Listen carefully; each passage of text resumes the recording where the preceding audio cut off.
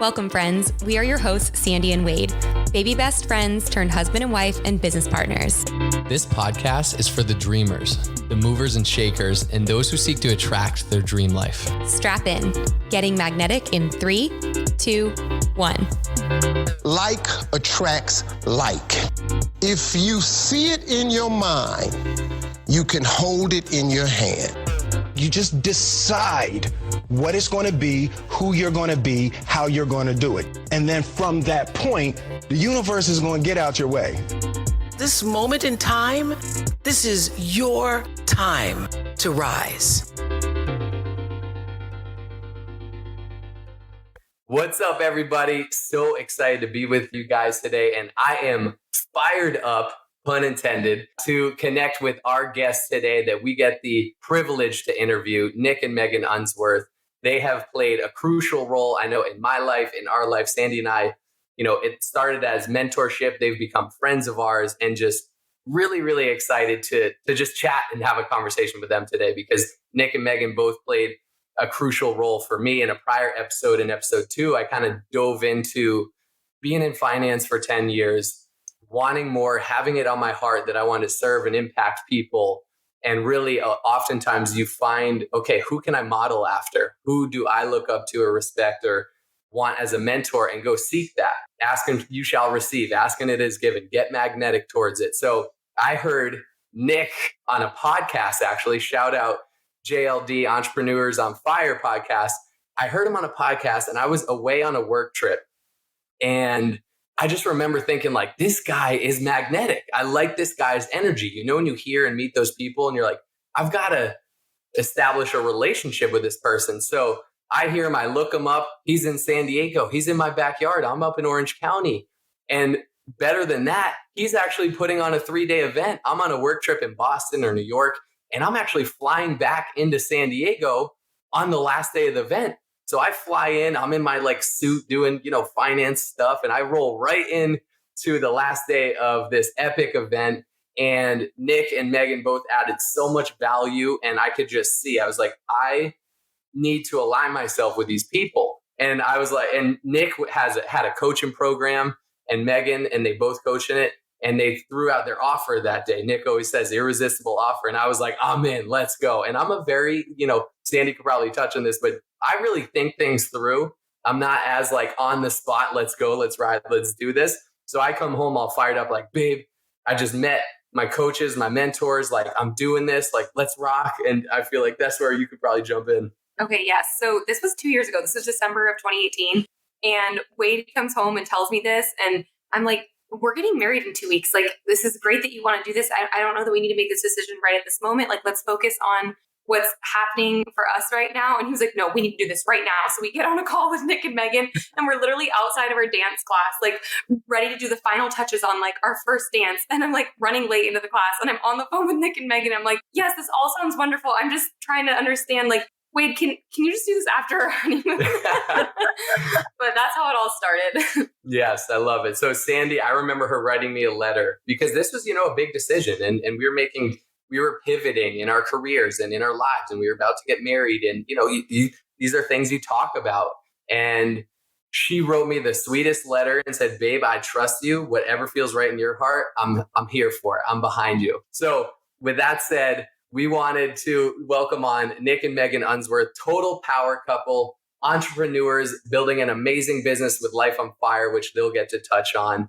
And just such models in our life of what a solid foundation of a marriage looks like, what building a business together looks like, what having a vision for their life and having a faith-filled, fulfilling life looks like. And so we were like, who should we have on the podcast? Boom, Nick and Megan Unsworth came to mind right away. So with that said, I remember first hearing you, Nick, on a podcast. You went through the 5 steps in Life on Fire's 5 steps. So would love to hear both of your stories. We give you guys free reign and just are excited for the listeners to get to know you guys. Come on. Well, hey, we're super excited to be here with you. Let's get magnetic. And Well, we're so glad that you made the decision to, get to the event that day. And for everyone listening, when Wade came in, it was like you knew Wade was in the building. I mean, he sat dead center, right in the middle, right up front, and just stood up and asked asking questions, and literally just knew right off the bat. I'm like, here's a guy that I would love to get to know and be friends with and do life with, and then got to meet Sandy, which was so cool, and it was good. Gave some time to let the coaching offer breathe a little bit. We we didn't even jump right into it, but it's just incredible, and I feel like when we are clear on what we want, it shows up. And what I would love to do is to teach our Life on Fire 5-step success framework as I just share briefly, a story about Megan and I. So I'm going to just share the steps real fast just so everyone can kind of hear the context, and then you'll hear it throughout the story. So the first step is vision. The second step is letter. Third step is declaration.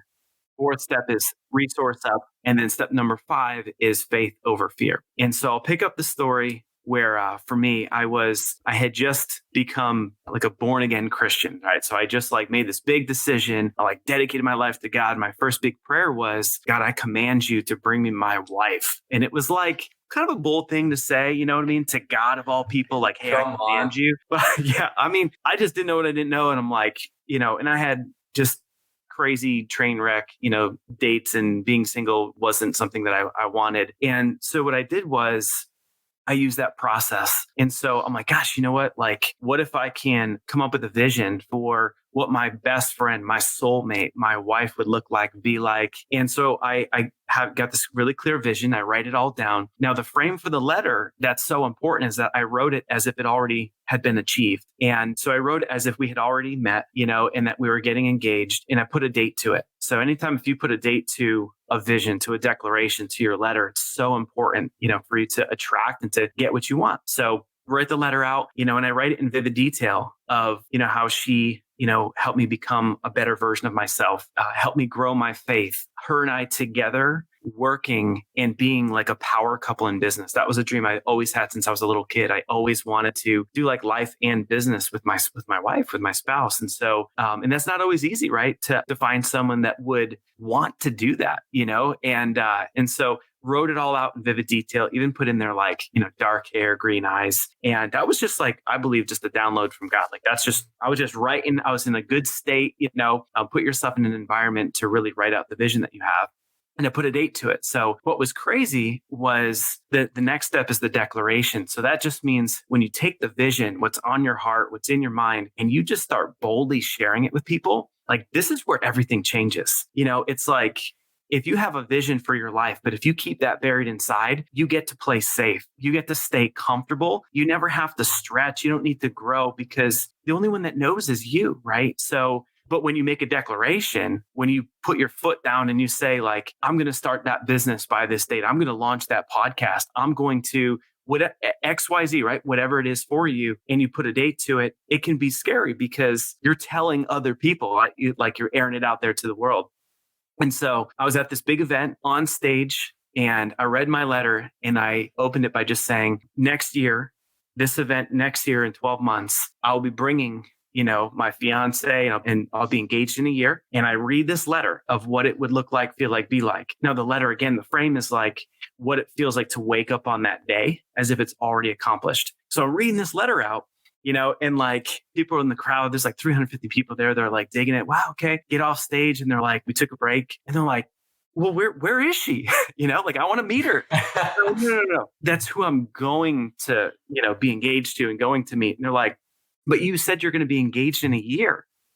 You must be dating her, right? And I'm no, I'm not dating her, but this is what I'm believing for, right? This is, my letter, my declaration, and I'm committing. They're but you're going to be engaged in, isn't that crazy? What if you don't meet her? What if, you know what I mean? And I'm but that's what we get to do. That's what's so fun about life. That's what's so fun about living a magnetic lifestyle of going out and having a vision, putting a date to it, and then boldly declaring it. Now, you got to figure once you read that letter to yourself and, a few times, you look at it. And the thing that happened for me is I was if I'm going to meet her, I've got to level up. I'm I'm going to need to get in shape. I'm going to need to get a relationship coach to help me work through just old beliefs and old mindsets, things like that. and do whatever it takes to put me in the best position to meet her. And so that's what I did. And so that step is number 4, which is resourcing up. And what's cool is that when you make a declaration, you actually attract resources. There were people in the crowd that were like, oh my gosh, like, and the guy that I ended up working with, I met from a referral because I had the guts to share it. So Giovanni, if I had never done that, I probably would have never met the coach that helped me rewire some of my old stinking thinking, and like that, I believe that was a critical piece to being the man that she would be attracted to, so I had to like rise up to the occasion. And then the 5th step is faith over fear. And that is, when you have a big vision, we all got to just know. I mean, and you guys know, right? Like when you've got a big vision, there will be things to try and take you down. Like there'll be things that get in your way. There'll be negative thoughts. And imagine if we could all take those fears and just have this belief, this reframe of the more fear I experience, the scarier that this is, then the bigger the blessing is on the other side, And so left the event and, started walking all that out and, getting the coaching. And then I'll have you pick it up from here where, how we actually met and then turned into a whole business together and all this cool stuff. The process worked, but what happened from there? Well, Come on. I'll share like my story to bring it up to that speed. And so you guys play the game MASH in high school? Did you ever play that? Mm-hmm. Yeah. Yes. It's like mansion, apartment, shack, or house. And like who you think you're going to marry, what your career you're going to do. I did that. I played that game. And then I was like, in my head, I was like, what if you actually did this in real life? If you actually got to create that future for yourself. Like here I am as a teenager thinking of that. And I look back and I think, wow, like I wanted to have a house by the water in California. And like that came to life from being a teenager. And so I had been doing vision boards for a really long time. And in 2014, before I met Nick, I created this vision board. And for me, I didn't have the letter in depth like he did, but I had paired it with what I wanted. So if there was something on my vision board, I paired it with a paragraph of like what that was going to look like. And my vision boards were always done for 12 months. And so I knew that I wanted to be in a relationship. And the relationship that I wanted to be in was the one with the person I was going to marry. And had just dated a bunch of egotistical train wrecks. So I was like, this is what I want. So I'm going to be believing for. So I laid a diamond on there and other things. The biggest thing that sticks out to me is I had this, and it's a brand. It's called Hearts on Fire. And I knew that I wanted to be engaged. So our company is Life on Fire. And it's just so cool how the interweavings of everything when you look back at things like that. And so I was like, I am going to meet my husband this year. And the thing that I'm going to do is I'm going to put myself first. I'm going to put what I want, which sounds really selfish, but before I was always doing the thing that anybody else I was dating wanted. And I wasn't truly being me. So I needed to be selfish in a way that I was going to be who I am, not who I think somebody that I'm dating wants me to be, because that was really a struggle for me. And so that was something that I declared. I also gave it up to the Lord, like for us as Christians in our faith walk, that's something I did. I was like, okay, I know you're going to do this. And I surrendered everything and just started working on things in my life as well. And one thing that I knew that was kind of weird, but I guess not really anymore, is that I was going to meet my husband on online dating because everywhere else. Wow. Prophecy. So I was like, I don't know what that looks like, but this is where I'm going to meet my husband. And so I looked into a bunch of different dating apps and I was like, wow, these things take way too much time. I was, had a juice business, health and wellness. I was in that and in that type of coaching. And I was like, I don't have time for this. I need something very easy. So I heard people talking about, Tinder. But I didn't know what Tinder was. I thought it was like where you meet and match people. Then it was easy. You just swiped on it. And so apparently people use it as a hookup site as well, but I believe you use any resource for what you want out of it. So it doesn't matter. I used to be like, I can't really talk about Tinder because I found this out afterwards. But I'm like, you know what? You use a tool and a resource for what you want it, whatever that may be. So I was like, I want to meet my husband. And so just swiping away, just looking, and I came across Nick's photo and a couple things. We had, I don't know, like 200 friends in common. So Tinder brings in your friends and your activities and different things that like common interests. I knew that we were in the same industry based on the the people that we had the same of. So I was like, we're going to get each other, because at that point people were in digital marketing and online, but not a lot. So the fact that we had all of it, I'm like, wow, we're going to understand each other. We're going to understand our language of what we're doing. That's awesome. His photos, they're very handsome. I was like, this looks like a really wholesome, good guy. That this is the thought process that I go in when I'm swiping. And so I wholesome, baby. Wholesome.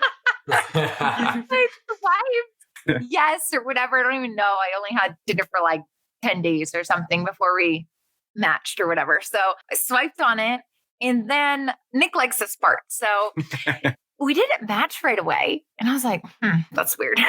Why didn't we match?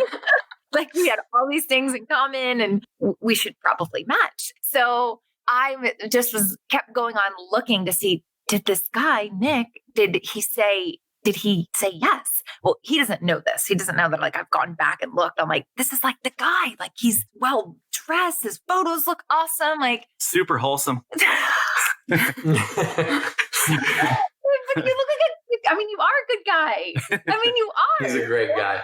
Your photos, that's what it portrayed. Yeah. And that's the thing. Like, there might be people here listening who want relationship stuff. Like, you might think you want one thing, but really it's like, what do you want in a relationship? And I could see that just from his photos. I'm like, he is going to treat me right. He's the first person to buy me flowers. He's the first person to do all these things that make me cry. And it was everything that I wanted. And so I use that word. I don't know. Maybe I'm just joking. It's not a great word, but better than like husky or like, yeah. Nice. Yeah. They're amazing. And so we didn't match right away. So I was like, oh, that's weird. Okay. And then, he was not actually on it. So he had moved the Tinder app because he had a God moment, and he prayed and it's like, God, I command you to bring me my wife. So he had moved the Tinder app to like on your iPhone, you can slide things all the way to the last page or whatever it's called. Yeah, I just wanted to get it out of there because I basically I had matchmakers. So I was like, prior to meeting Megan, I mean, I had matchmakers. I was like doing all these things to like find the right person. And then finally, I, had a friend, Maria, and she just had this really incredible story and journey. And she was just like, had matchmakers and I was going on these dates and I had been catfished and like a dude showed up and like it was awful. And she would hear these things. We did like a product launch together and I'm like, well, she's like 35 years old. I'm like, what are you doing to find your husband? And she's like, oh, brother, like my heavenly father hasn't picked out. And I'm like, that's your answer? Really? Right. And then when and it ties into the story is like when I rededicated my life to God is because the thing that I wanted more than anything is love. And I think that for most human beings, right, it's like our greatest human need and desire is love and to give love and to be loved. And so when that was her response, where I was doing all this stuff to try and, meet the right person, she meets like her husband and she's like, I'm getting married. I'm like, what? Like that just happened. And she's like, well, he'll be in town. The only place you can meet him is at church. I'm like, really? I'm like, oh man, like grew up Catholic. I didn't want to go to church. And I went there to just see like, is this legit? Like, I want to meet this guy. And their love was like what she was imagining. And it's just like that. And you guys know, like anyone that's listening that is in love, that found the love of their life, like y'all know that feeling, right? And I witnessed it with them. And I was like, that's crazy. Like she prayed for it and it happened. And if you think about it, like, there's some people that don't believe in that and think of like law of attraction, things like that. She prayed. And so that's when I rededicated my life to God that day. And then it was after that I made, the declaration and read the letter and all those things. So what happened was I fired the matchmakers and I got rid of my Tinder account and then moved it to the end of so I wouldn't see it. So I wasn't actually using it. And for a beautiful woman to when they're on Tinder, most guys are going to say yes, just kind of how it is. And I was the only one that didn't. If I had seen it, I would have probably screwed it up. Like I probably would have been so over the top. You know what I mean? Like I would have been like, okay, can I see you tomorrow? Like not wholesome. Will you be my wife? Right. Yep. I would have probably blown it. So it was really cool how that happened because the curiosity and y'all know like the hunt and the chase and so she's like, what the heck? This one guy didn't respond. Right. So I pick up my phone, and without hitting any of the buttons, the Tinder app was open, and I see Megan's photo, and literally like it was everything that I had been reading about. You got to imagine like every single day in my letters. So like it was so clear. It was so obvious, you know, the most beautiful woman I've ever seen. Like I knew that she would be my wife. And the crazy thing was I had like a piece about it. I wasn't like freaking out, you know, didn't have that relationship, you know, anxiety when you're trying to like date. And so we match, and then she was super busy, and I'm just trying to like now get the date. And so I do a little bit of recon, you know, an online marketing guy. So I find out like would make these juice cleanses. And so it was like a conversation starter. I was like, hey, I'm thinking about doing a juice cleanse. She's like, really? So she gets all into that and delivers the juice so that I can meet her. We had our first date at church, which was not normal whatsoever for me. Definitely that was a first. It was a first for me too. I'm like, I rededicate my life, and now I'm going to church on a date. Like, this is crazy. Okay. We know it's a God story. But so from that, you know, everything worked out as the letter said. You know, and I think it's also pretty interesting that Megan, you would always say that since she was a little girl, she always thought that she would marry a man named Nick, you know, and if you think about just the power of our minds, you think about the power of her having that, you know, vision board and her wanting and believing to find love. Same thing for me. And then it happening within that time frame. So vision, letter, declaration, resource up, faith over fear. Boom, get yourself a wife. Heck yeah. Oh my gosh. So good. I love that story from both ends of how you attracted each other. And it really goes back to what Nick shared in the beginning of having a vision for it, putting it down on paper. Sometimes we let stuff stay in our brain, and getting it onto paper, into a letter, or in Megan's case, onto a vision board. And that actually, side note, Nick and Megan coached me for 6 months, and they made me do a vision board, and they made me put goals out there, and they made me declare them, and they were scary as heck. And I was like, how am I going to do all this? And they were just like, just faith over fear. Faith over fear. And I set the goals, and immediately we just say faith over fear. Like, but yeah.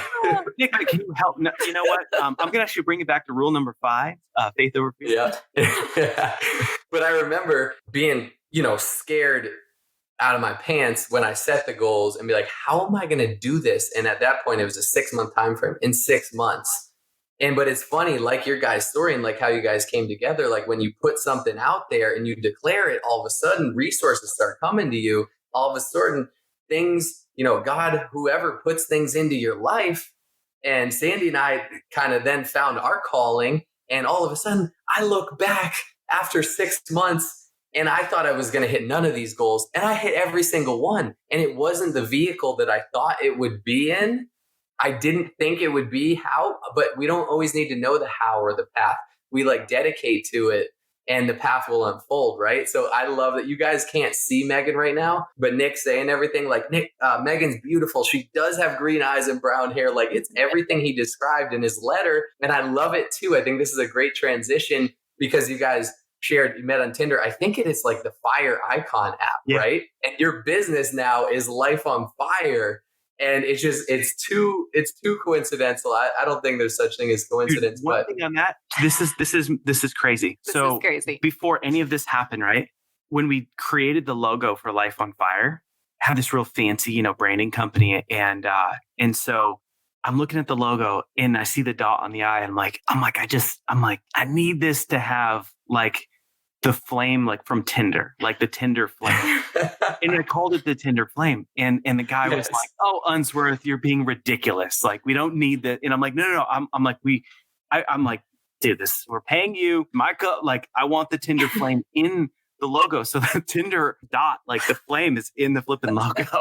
That's so amazing. Yeah. So we have Tinder baby. So good. It's crazy. We got 2 kids. Thank you, Tinder. Wow. Honestly, I honestly thought you guys met through mutual friends. Like, I didn't know the depths of that story. That is amazing. Okay, I want to transition because I know you guys have a lot of cool stories and just incredible experiences in your life. I feel like, what comes first? Was it the house or was it Life on Fire? I think it's a perfect transition with the Tinder, the fire, the emblem into, okay, you guys met each other, got married. Then you built this amazing company together, Life on Fire. It's let me brag on you for a second, 7-figure business. You're partnered with Tony Robbins. You're doing all the things. You're making a huge impact in the world, like literally reaching thousands and tens of thousands of people. I've made probably even beyond that. how'd it come to be? Like, we'd love to hear your guys' story in that sense too.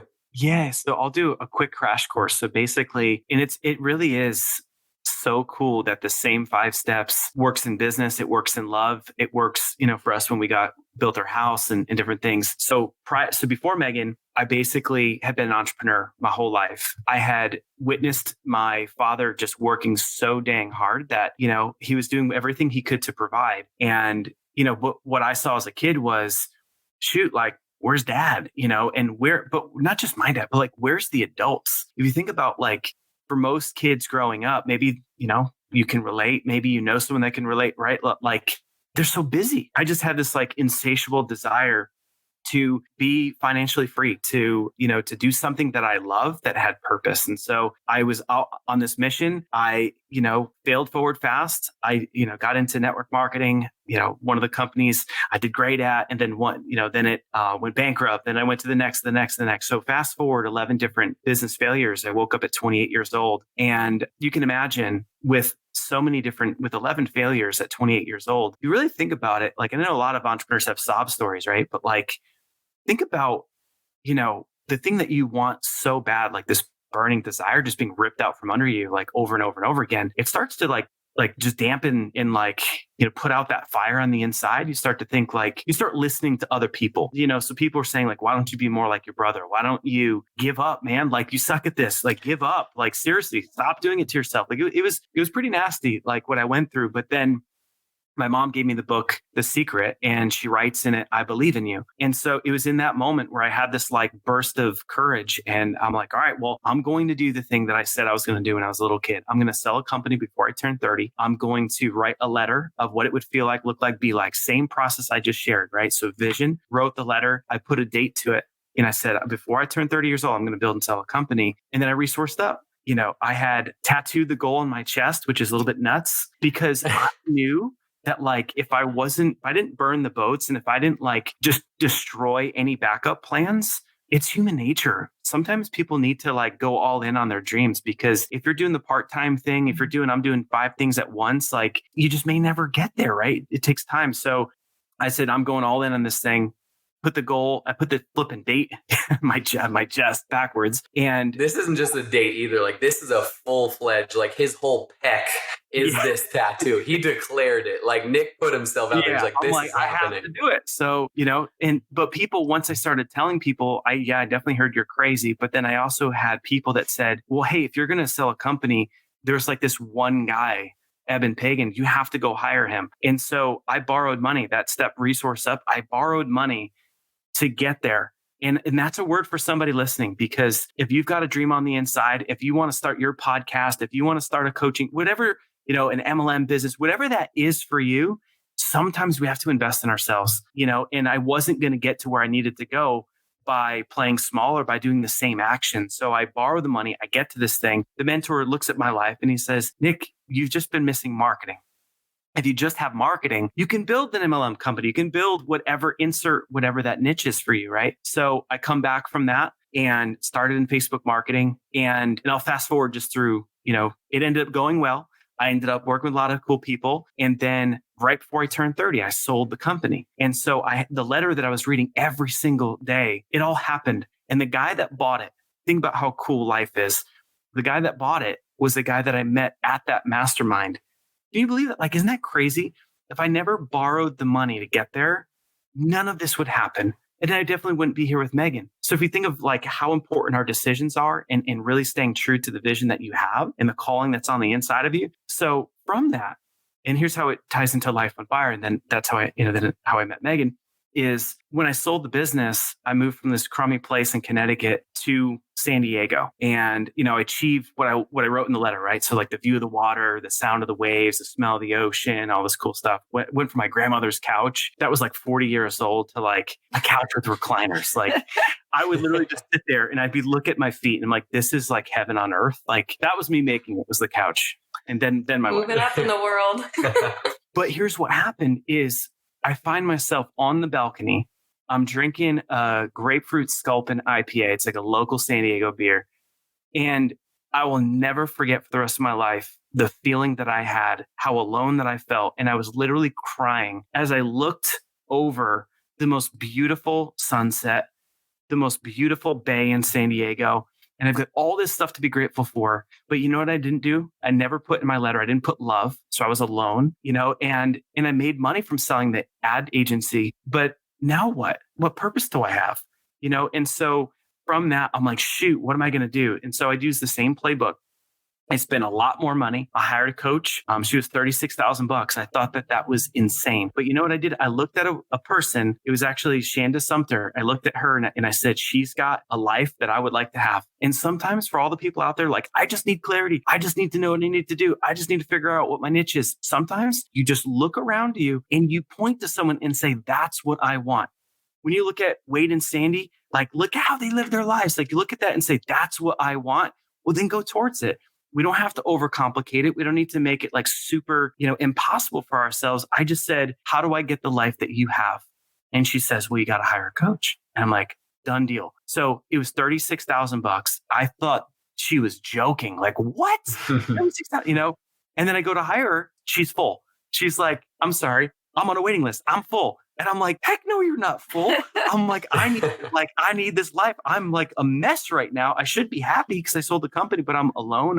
I have no purpose. I'm like, so when I hired her, she did the same process that we do, that many coaches do.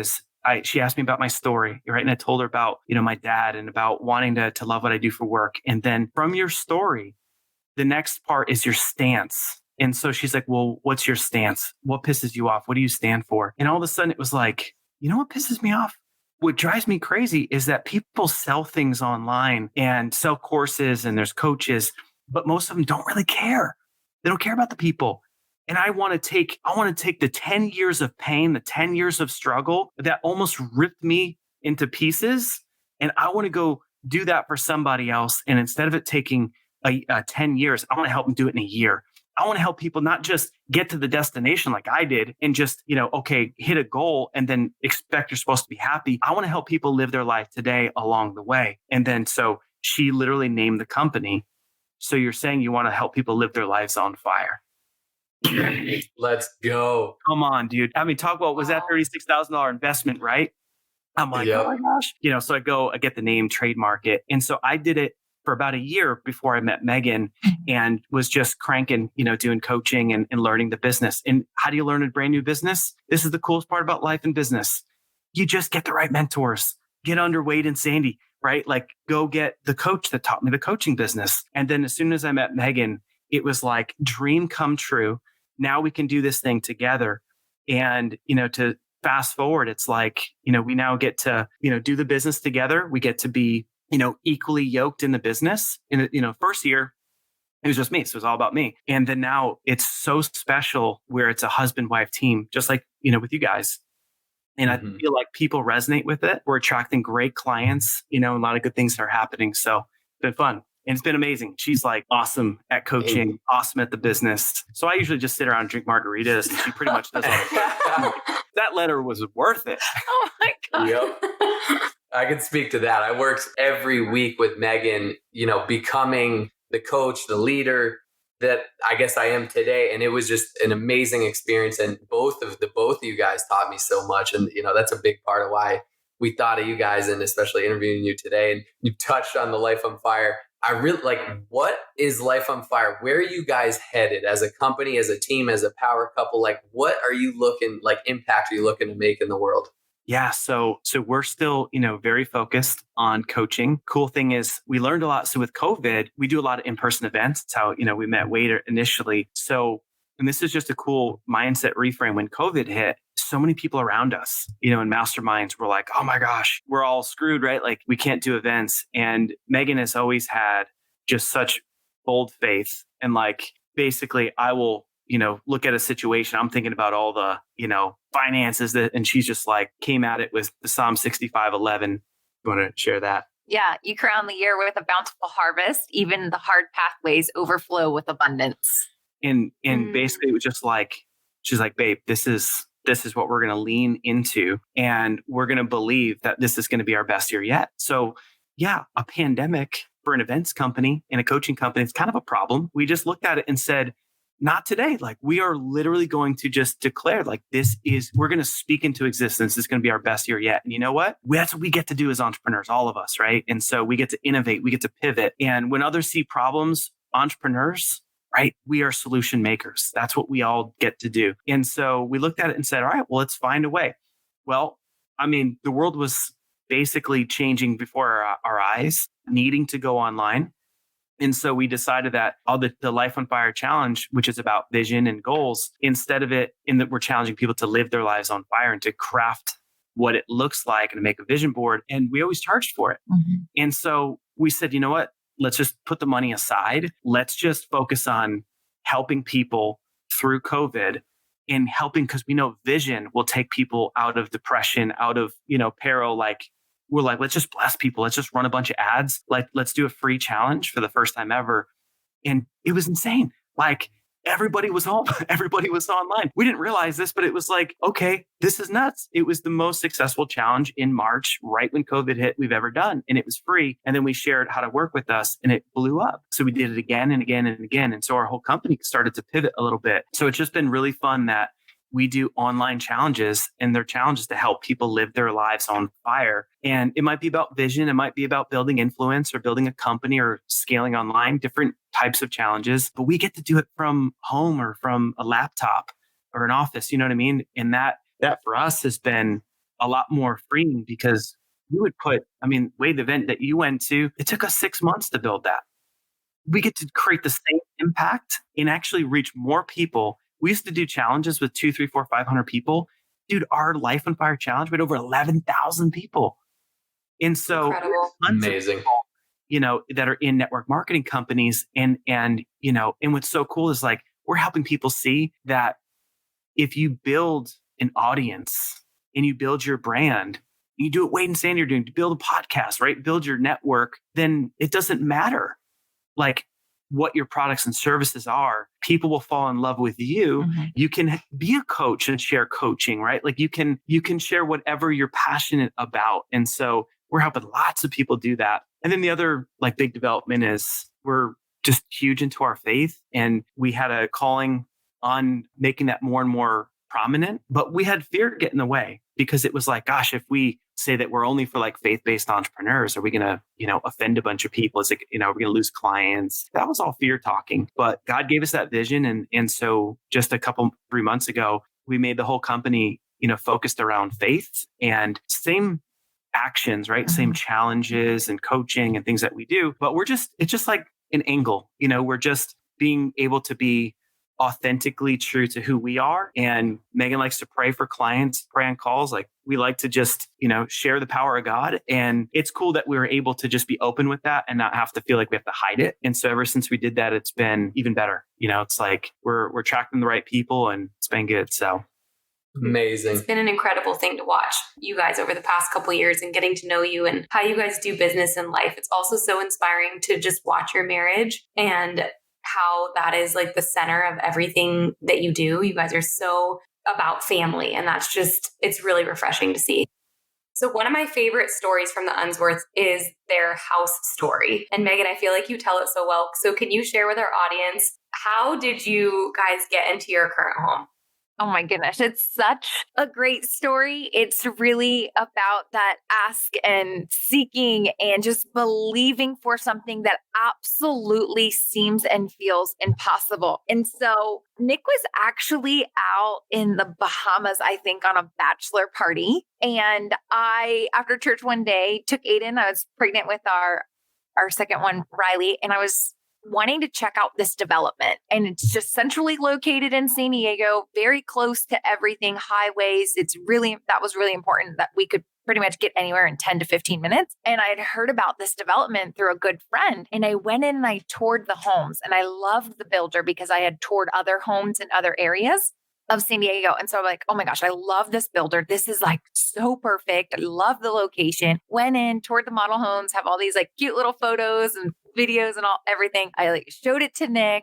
He's like, oh, that's awesome. Yeah, that's great. Let's go check it out. So we went and checked it out. He fell in love. Well, the thing is, when a new development is being developed, at least here in Southern California, is there's waiting lists. So you have to have pre-approvals and you need to get on the waiting list. And then because it's a new development being built, it's basically a lottery. It's, hey, you're on the list. This house is up. And do you want to take it? Yes or no? And then you have, nope.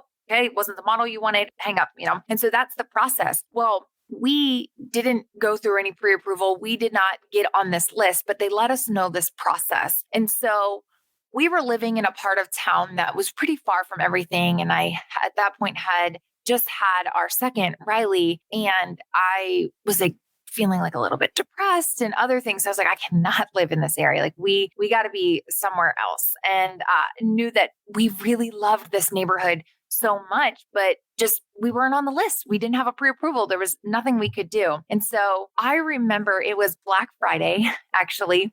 And I think Riley was like 6 weeks old, maybe at that time, or a month or something. She was super tiny. And we were like, well, we were in a funk. So we had some things going on. We were putting together an event, all kinds of stuff. And a lot of time goes into that. And so we're like, well, let's just go look at homes. I don't know what we were thinking, but this is a divine moment, I believe. And so if you have children, you're listening to this and you have children, you hear something called the witching hour, right? So they get super whiny and cryy and they're like ready to go to bed. Well, we decide that's the perfect time to go look at homes on Black Friday. So we went to this one development that our mentors that had their first home in, and it was, centrally located, but we're like, oh my gosh, like houses are so like close together. And it was in a price range. I'm doing air quotes, can't see it, but price range that we could afford, to be in. And we didn't love it. And so Nick just had this inkling, like, let's go to Tavara Ridge. And I was like, let's do it. I don't know what this is going to look like, but let's do it. So we had toured it many, many, many times. And we had walked in, Nick had walked in. I stayed in the car with the babies. And Jeff, the sales guy there, he'd always seen us. He's like, here you are again. But this time when Nick walked in, he was like, oh, like he saw a ghost, like, oh my gosh, you're here right now. And it was like, what? Like, what? What do you mean we're here right now? Like, what does that mean? He's like, there's a house that just fell out of escrow. I've notified everybody on the list. They have a certain amount of time that they can get back to us. We know you're not on the list. However, if you have a check, we can hold, and for the not a down payment, but just kind of like a holding, we can hold this house and reserve it for you. Like, oh my gosh. I'm like, what is going on? Why is taking him so long in there? Like, they're crying. And I'm like, okay. I'm like, I think I have a check. Like, who carries checks anymore, right? Really? Right. Yeah. And I happen to have, don't ask me why, but I happen to have Nick's personal checks. Wow. So when you put down anything, it can't come from a business. It needs to come from a personal account. I have Life on Fire checks. Obviously, that's our business. But I had a personal check that was loose in my purse. Insane. Okay. Another divine moment, right? So we're like, oh my gosh, like we can get this house. Like, we have no idea how it's going to happen, but we're just going to do it. And the whole thing with that is that we were putting on our 3-day event that was in person that they cost a lot of money. They cost over 6 figures. And so all of our money was put into putting that event on. So we're like, okay, we're going to ask you to do something crazy. We're going to write you this check, but can you not cash it until next week till we move money back and around? Because I think it was a Friday. It was Black Friday. So we moved money back around so that, because it's all going into this event.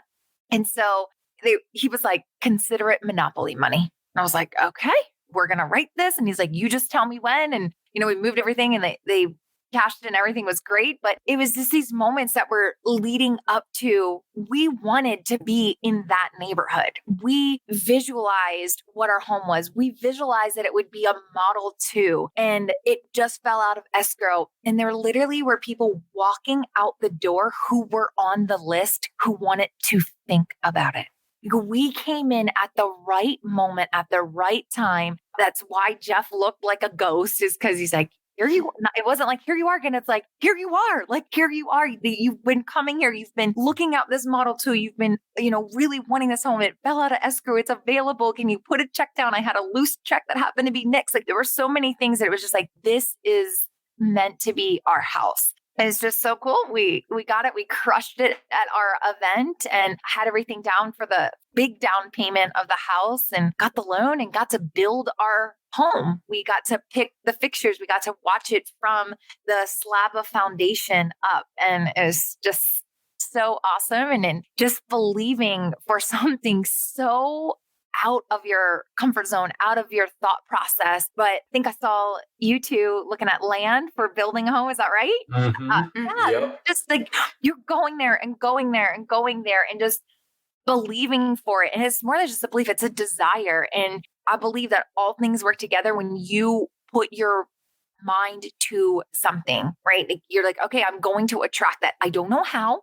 Right? We were just like, we're not on the list for this. I mean, so many of our stories are this, like moments of, okay, we're believing for, and it happens. And that's like being able to steadfast in a positive mindset and a belief in where you're going and your vision and crafting your future, that every decision that we make leads us to something. So there was a hunch that Nick had, and we went there and did all this. So it was just really awesome. And we built it, and we're on to a new season of life, but we love this house so much. We built it to be a dream home.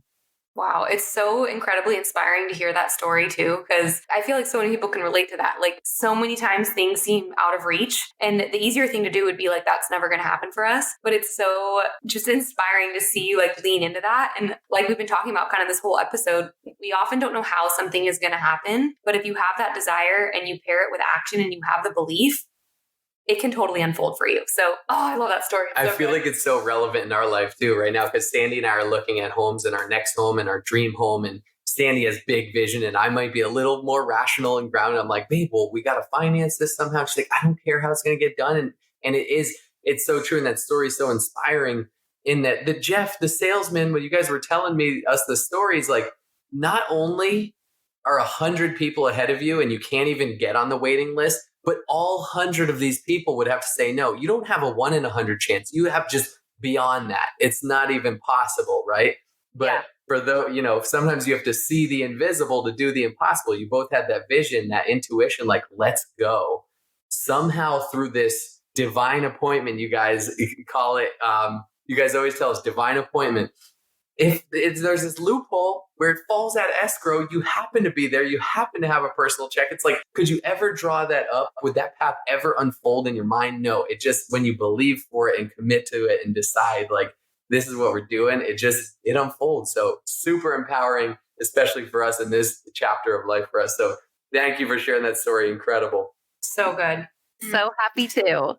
So you guys are so amazing. You've played such a big role in our lives. And I know so many people listening are going to get connected with you. What's the best way for people to go through your coaching program or learn more about what you do or get connected or maybe do one of these free challenges? Can you let our listeners know?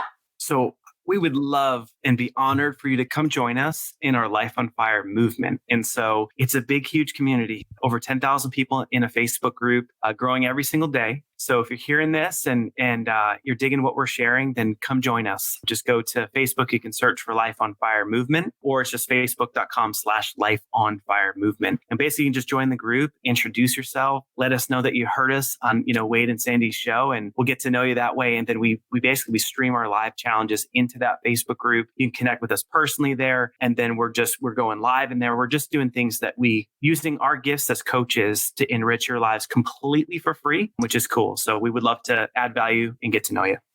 Incredible. So well, thank you, Nick and Megan Unsworth, for joining us today. We are just on fire. Like our lives are on fire because you guys are in it. And we are so grateful for your friendship and your mentorship, and so excited to see the impact you're making in the world. So thank you guys for coming on, and love you guys. have an awesome rest of your day. Hey, love you guys. Thanks for having us. Yes, love you guys. Wow, having Nick and Megan on today was incredible. One of our first guests ever to be on Getting Magnetic. To connect with them, we'll have in the show notes how to find their Life on Fire movement on Facebook, We'll have links to their website. You can totally connect with them. They are incredible. Additionally, we'd love to hear from you guys. So if you ever have any questions for Wade or I, anything you've ever heard on a previous podcast, we'd love to hear from you. You can send us an email at gettingmagnetic@gmail.com. We would love to connect with you and get those questions answered, whether it's about business, about love, whatever it might be. We would love to hear from you. And finally, we would love for you to share this with someone. I challenge you, who needed to hear today's episode? I challenge you to send it to 3 friends that you think really need to hear this. We would love for you to subscribe. We would love for you guys to rate this podcast. And most importantly, we'd love for you to review it. If you're on Apple Podcasts, write a sentence or two about your favorite part, about your biggest takeaway. What are you loving so far about the podcast? We'd love to hear from you guys. We'd love to connect. You can find me on Instagram at SandyClaus7. You can find Wade at Wellness with Wade. And you can find our podcast at Getting Magnetic. Only those that can see the invisible can do the impossible. So remember, you are magnetic.